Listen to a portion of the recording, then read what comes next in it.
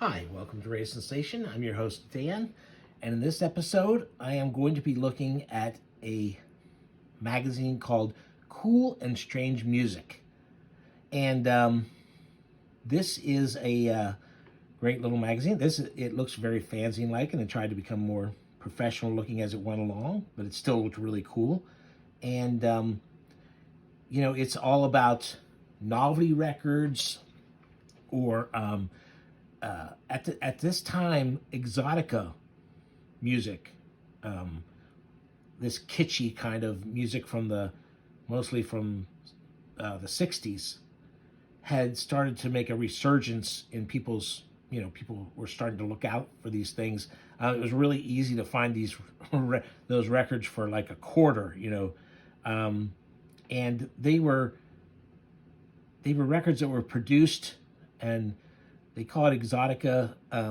It's really kind of easy listening kind of music that had a slightly foreign sound to it. They take, a slightly foreign sounding melody, or they use foreign instruments, and release these things. And people could think of themselves as being open-minded and adventurous listening to this strange foreign music, but it's really it was mostly pretty much easy listening music. But there's some interesting stuff, and there's some things that were good enough that they go outside that. But this magazine, I mostly bought it because I was really into novelty music, but also they cover some of those outsider, you would call it, music, where it wasn't meant to be a novelty record, but because of the oddness of it or the strange vision of the person who made it, it became thought of as a novelty record. And I'm just going to flip through and look at a couple of the articles that are in here.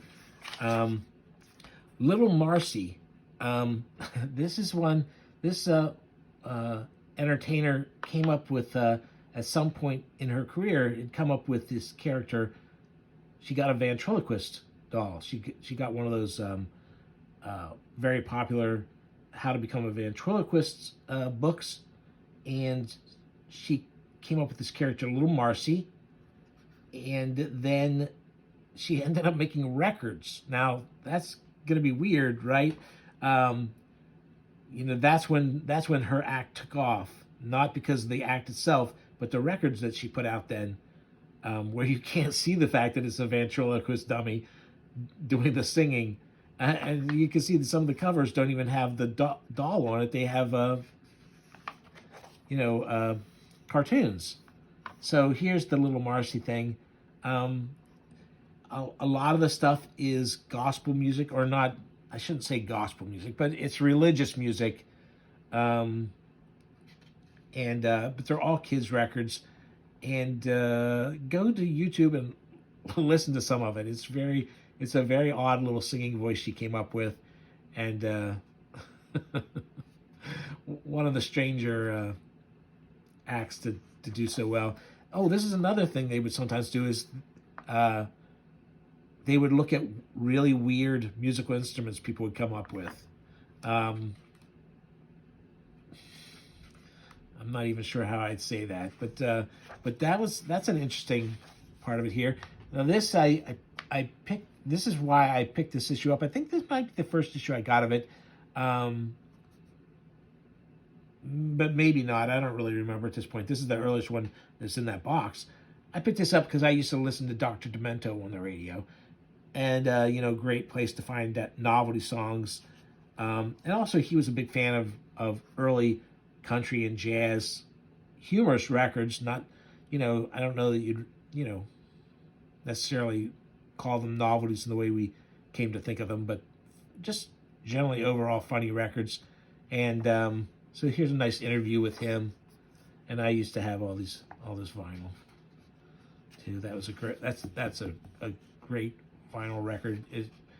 I'd say look for it if you can, but I'm sure it's really expensive. His stuff is at this point. A bunch of CD reissue things.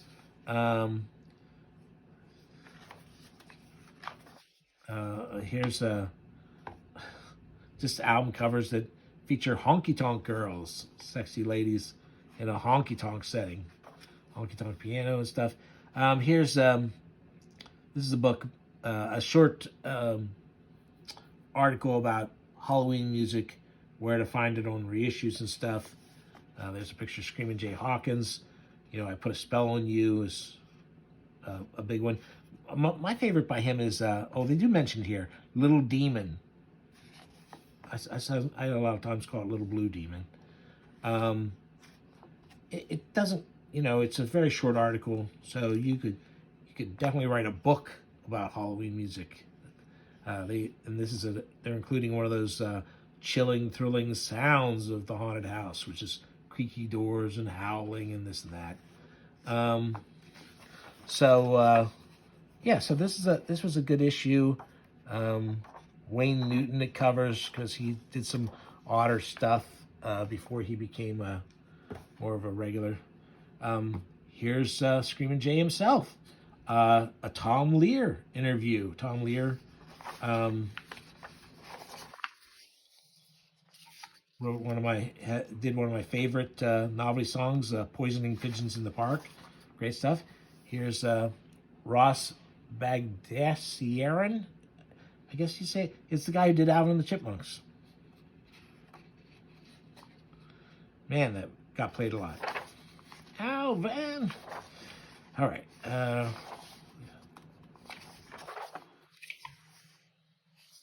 Weird Organ Lady, Ormond Ethel Smith.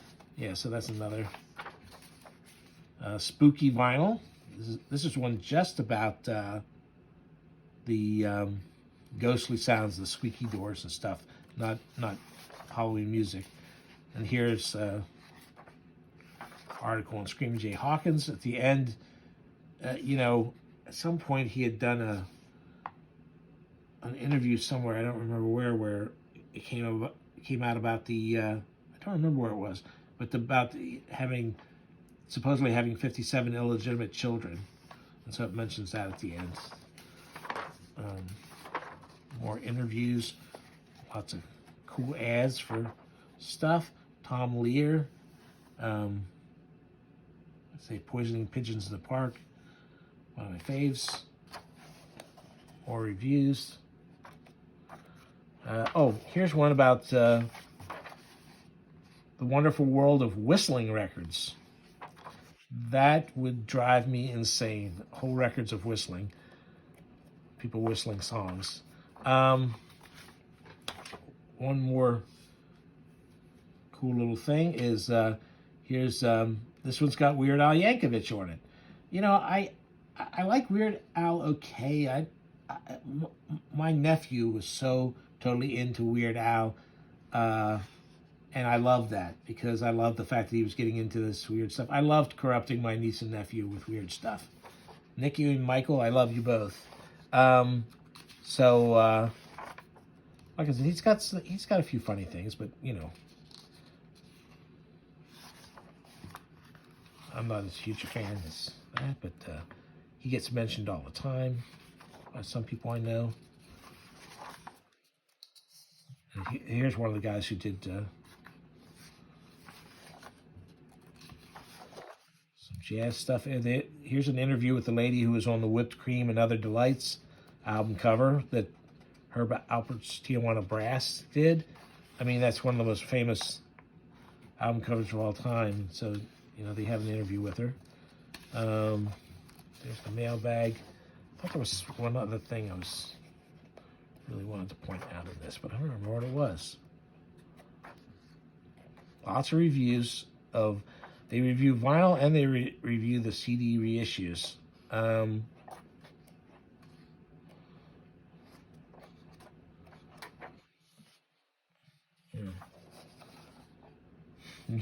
Music-inspired guides to drinks, dining, and desire.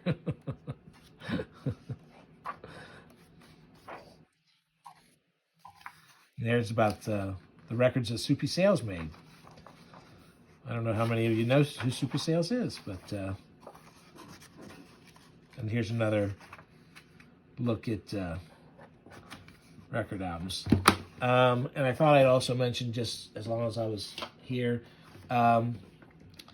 This is Wild Man Fisher. This is Dennis Eichhorn's comic reel stuff. It's kind of like if Harvey Pekar had been a bartender. You know, Harvey Pekar of American Splendor and his Slice of Life comics. Well, what if he had been a bartender, a womanizer, a basic ne'er-do-well? And that's what this is, autobiographical stuff that's... and this is a good comic. He got, just like with Harvey Pekar, he was able to convince a lot of good cartoonists to illustrate his stories. And I'm putting this one at the end of the cool and strange music thing because this is Wildman Fisher, like I said, on here, who was, you know, I hate to say it because he probably had mental problems. He was just a weird guy. And this is about a time where Dennis had to chaperone him for a day before a show. And, you know, and the hijinks that he gets up to. If you don't know who Wildman Fisher is, his most famous song, look it up on YouTube, is My Name is Larry. And he had a feud with Frank Zappa that he goes into. The wild man was a wild man. And just a crazy person. This is a funny story. Anyway, I was just pointing that out. You know, if you're into weird, strange music, this comic is a good place to read a little bit about the Wild Man. So there you go.